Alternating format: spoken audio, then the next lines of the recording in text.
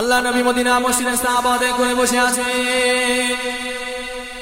ও যুবকেরা, ও মুরব্বি বাপদারা, ভাইয়েরা, বোনেরা, মহিলারা, আল্লাহ নবী মদিনা শরীফের মসজিদে সাহাবাদের কোলে বসে আছে। আল্লাহ নবী সাহাবাদের কোলে ওয়াজ করে। হযরতে জিবরাইল নবী আল্লাহ নবী সামনে এসে দাঁড়িয়ে গেলেন। আসসালাতু আসসালামু আলাইকা ইয়া রাসূলুল্লাহ, হাবিবাল্লাহ, ইয়া রাসূলুল্লাহ, হাবিবাল্লাহ। আল্লাহ পাকের নবী, হুজুর আপনি বেয়াদবি মাফ করুন, হুজুর আপনি গোস্তাকিটা ক্ষমা করুন। আল্লাহ নবী জানতে চাইলেন, ও হযরতে জিবরাইল নবী কি মনে করে আসলে বাবা, কি চিন্তা নিয়ে আসলে বাবা? হযরতে জিবরাইল নবী জানিয়ে দিলেন, ইয়া রাসূলুল্লাহ, হাবিবাল্লাহ, আল্লাহ পাক কোরআন কারীমের আয়াতখানা নাযিল করে দিলেন। আল্লাহ পাক কোরআন কারীমের আয়াতখানা নাযিল করে দিলেন, লান তানালুল বিররা হাত্তা তুনফিকু মিম্মা তুহিব্বু।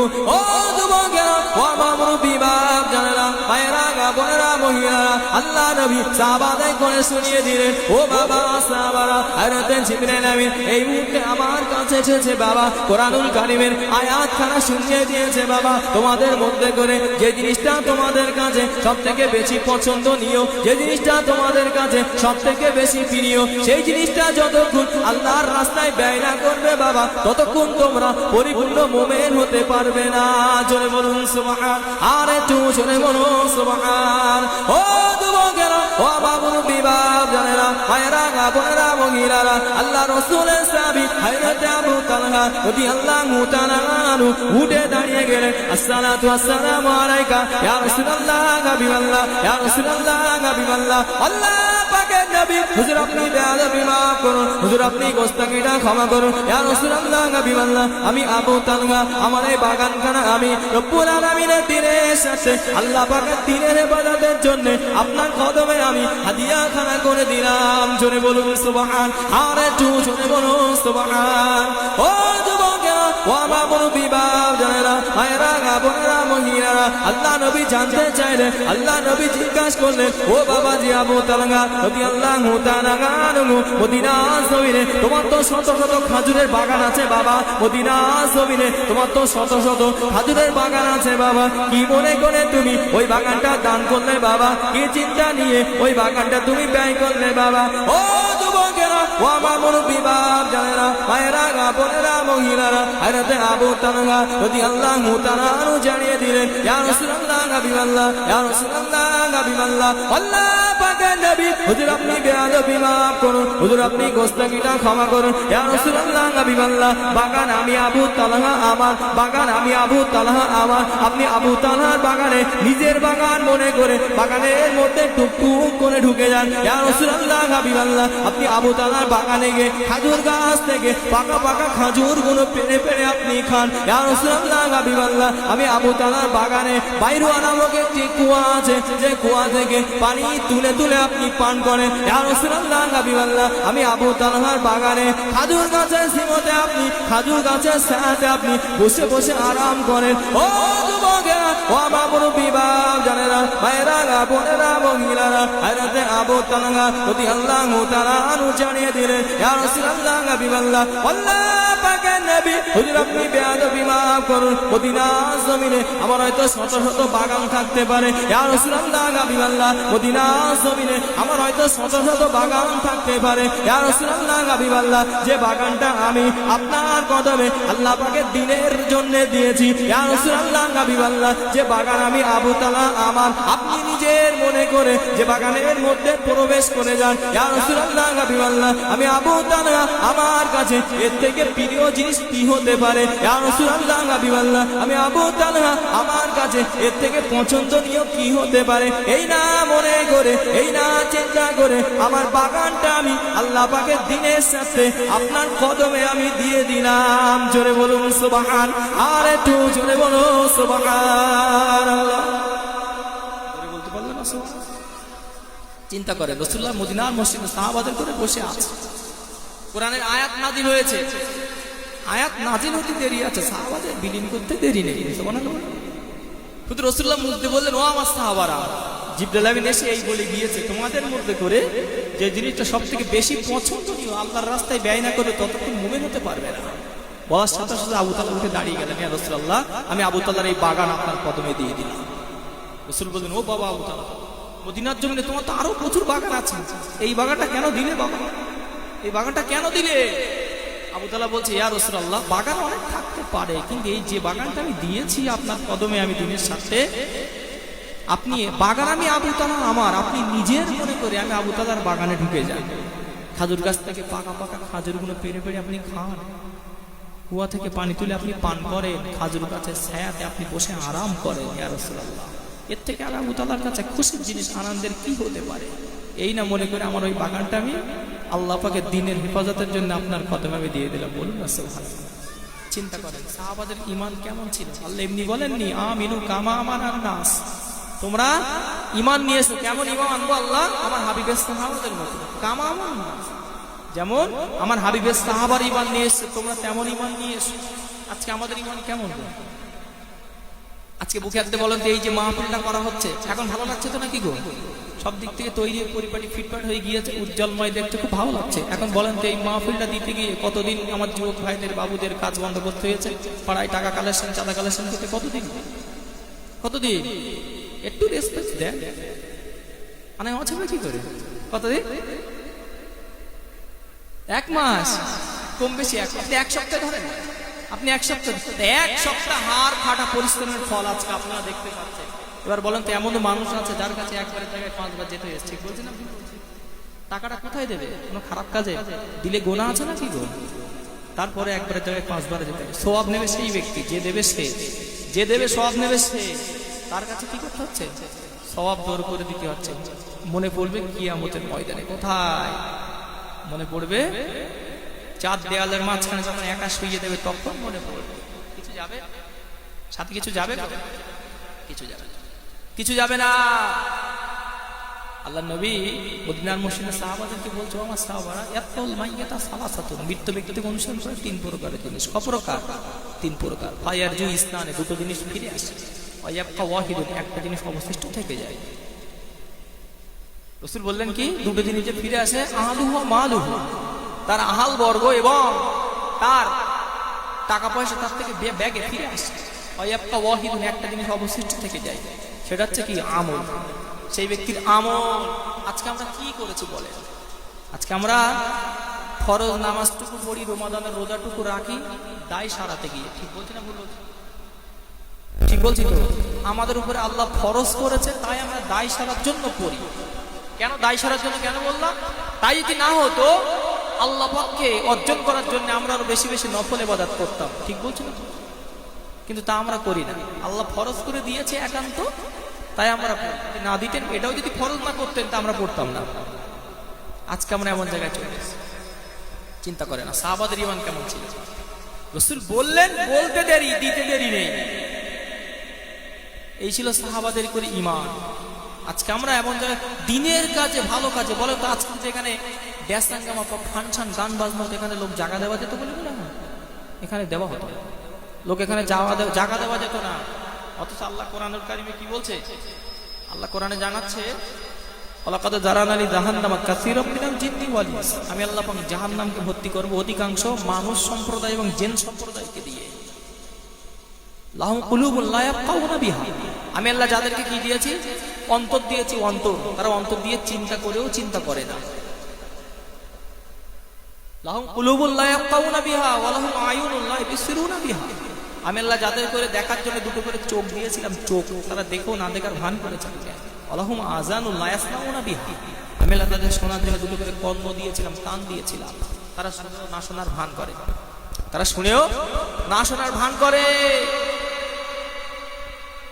উলাইকা কাল আনাম, এরা হলো চতুষ্পদ জন্তুর নাই, বালহুম আদাল, এরা তার থেকে আরো চকচক। চতুষ্পদ জন্তুর ভিতরে সব থেকে নিকৃষ্ট কি বলেন তো? চতুষ্পদ জন্তুর ভিতরে নিকৃষ্ট কি গো?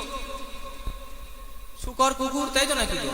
যাদের চোখ থাকার পরও দেখে না দেখার ভান করছে, কান থাকার পরও শুনে না শোনার ভান করছে, এমন মানুষ আছে না নাই?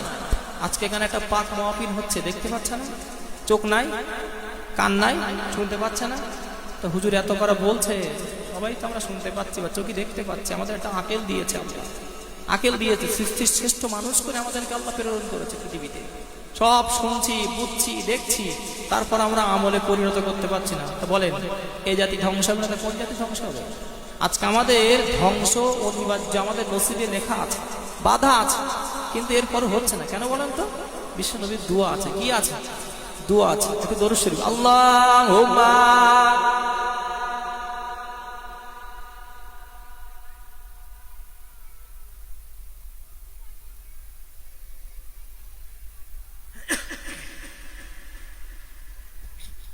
বিশ্বনবী যদি আমাদের জন্য দোয়া না করতেন আজকে আমরা ধ্বংস হয়ে যেতাম। যুগে যুগে যত নবী রসুল এসে প্রত্যেক নবীর উম্মতের জন্য পাপ গুনাহের কাজ একটা করে খাত ছিল। নবী ইব্রাহিম আলাইহিস সালামের উম্মত যে পাপ কাজ করতেন, নবী ইয়াকুব আলাইহিস সালামের উম্মত সে পাপ করতেন না। নবী লূত আলাইহিস সালামের উম্মত যে পাপ করতেন, নবী শুআয়ব আলাইহিস সালামের উম্মত সে পাপ করতেন। আজকে আমরা সব আমাদের মাঝখানে জড়িত, ঠিক বলছি তো? আজকে আমাদের মাঝখানে সব জড়িত, তারপর আমরা ধ্বংস হচ্ছে না কেন? তারা একটা পাপ করার কারণে ধ্বংস হয়েছে। আজকে আমাদের মাঝখানে সব পাপ জড়িত, তারপর ধ্বংস হচ্ছে না কেন? বিশ্বনবীর শুদোয়া, বিশ্বনবীর শুদোয়া। আল্লাহ নবী মদিনা মসজিদে বসে আছেন। ও যুবকেরা, ও আমার মুরব্বি বাপ জানেরা, ভাইয়েরা, বোনেরা, মহিলারা, আল্লাহ নবী মদিনা শরীফের মসজিদে সাহাবাদের কোলে বয়ান করেন। আল্লাহ নবী সাহাবাদের কোলে ওয়াজ করেন। আল্লাহ নবী জানিয়ে দিলেন, আল্লাহ নবী শুনিয়ে দিলেন, হায়াতি খায়রুল লাকুম ও ওয়াফাতি খায়রুল লাকুম, হায়াতি খায়রুল লাকুম ও ওয়াফাতি খায়রুল লাকুম। ও যুবকেরা, ও আমার মুরব্বি বাপ জানেরা, আল্লাহ নবী জানিয়ে দিলেন, ও বাবা সাহাবারা, আমি রাসূলুল্লাহ পৃথিবীর জমিনে আছি বাবা, এটা তোমাদের জন্য যেমন ভালো, আমি নবী ইন্তেকাল করব, কবরের জমিনে চলে যাব, এটাও তোমাদের জন্য ভালো। ও যুবকেরা, ও আমার মুরব্বি বাপ জানেরা, ভাইয়েরা, বোনেরা, মহিলারা, আল্লাহ রাসূলের সাহাবী দাঁড়িয়ে গেলেন, ইয়া রাসূলুল্লাহ, হাবিবাল্লাহ, ইয়া রাসূলুল্লাহ, হাবিবাল্লাহ, আল্লাহ পাকের নবী, হুজুর আপনি বেয়াদবি মাফ করুন, হুজুর আপনি গোস্তাঙ্গিটা ক্ষমা করুন, ইয়া রাসূলুল্লাহ, হাবিবাল্লাহ, আপনি পৃথিবীর জমিনে আমাদের মাঝে থাকবেন, আপনি বেঁচে থাকবেন, এটা আমাদের জন্য ভালো, বুঝতে পারলাম, ইয়া রাসূলুল্লাহ, হাবিবাল্লাহ, ইয়া রাসূলুল্লাহ, হাবিবাল্লাহ, আল্লাহ পাকের নবী, হুজুর আপনি বেয়াদবি মাফ করুন, আপনি পৃথিবীতে আসার আগে, আপনাকে পৃথিবীর জমিনে প্রেরণ করার আগে আমরা গোনা করে করে জাহান্নামের দরজায় পৌঁছে গিয়েছিলাম, ইয়া রাসূলুল্লাহ, হাবিবাল্লাহ, আল্লাহ পাক দয়ার পর্ব দয়াসে আপনাকে আমাদের মাঝখানে পাঠিয়ে দিলেন, আপনি আমাদেরকে গুনাহ থেকে দূরে সরিয়ে গুনাহ থেকে টেনে জান্নাতের দরজায় পৌঁছে দিয়েছিলেন, ইয়া রাসূলুল্লাহ, হাবিবাল্লাহ। দৈনন্দিন জীবনে কত মাসলা মাসাইলের দরকার পড়ে, আপনার কাছে এসে আমরা হল করে নিই, আপনার কাছে এসে শুনে নিই, সেই মতো আমরা আমাদের জীবনটাকে বাস্তবায়িত করি। ও যুবকেরা, ও আমার মুরব্বি বাপ জানেরা, ভাইয়েরা, বোনেরা, মহিলারা, আল্লাহ নবী জানিয়ে দিলেন, ও বাবা সাহাবারা, আমি রাসূলুল্লাহ জানিয়ে দিলাম বাবা, আমি রাসূলুল্লাহ শুনিয়ে দিলাম বাবা, আমি নবী ইন্তেকালের পরে কবরের জমিনে চলে যাওয়ার পরে ইউরাদু আলাইয়া আমালুকুম, ও যুবকেরা, আল্লাহ নবী জানিয়ে দিলেন, ও বাবা সাহাবারা, আমি রাসূলুল্লাহ ইন্তেকালের পরে কবরের জমিনে চলে যাওয়ার পরে তোমাদের আমলগুলো আমি রাসূলুল্লাহ রওজা আকদাসে পেশ করা হবে বাবা, আমি রাসূলুল্লাহর কবরে তোমাদের আমলগুলো পেশ করা হবে বাবা। ও যুবকেরা, ও আমার মুরব্বি বাপ জানেরা, আল্লাহ নবী জানিয়ে দিলেন, আল্লাহ নবী শুনিয়ে দিলেন, ও বাবা সাহাবারা, ও বাবা সাহাবারা, আমি রাসূলুল্লাহ দেখবো, সপ্তাহের যে দিনগুলোতে দেখবো আমার উম্মাতানি তারা গুনাহের থেকে সওয়াবের কাজটা বেশি করে ফেলেছে, আমি রাসূলুল্লাহ সিজদায় পড়ে গিয়ে আল্লাহ পাকের কাছে জার হয়ে কাঁদো, ও রব্বি আল্লাহ পাক, আমার উম্মাতানিরা, আমি নবী দুনিয়া জমিনে নাই, আমার উম্মাতানিরা তারা তোমার ইবাদত করে, তারা কিছু ভালো অর্থ উপার্জন করেছে, তারা তোমার ইবাদত করে তারা সওয়াবের কাজ অর্জন করেছে, ও রব্বি আল্লাহ পাক, আপনি আমার উম্মাতিদের করে আগামীতে আরো বেশি করে সওয়াবের কাজ করার তৌফিক দিন। জোরে বলুন সুবহান, আর একটু জোরে বলুন সুবহান।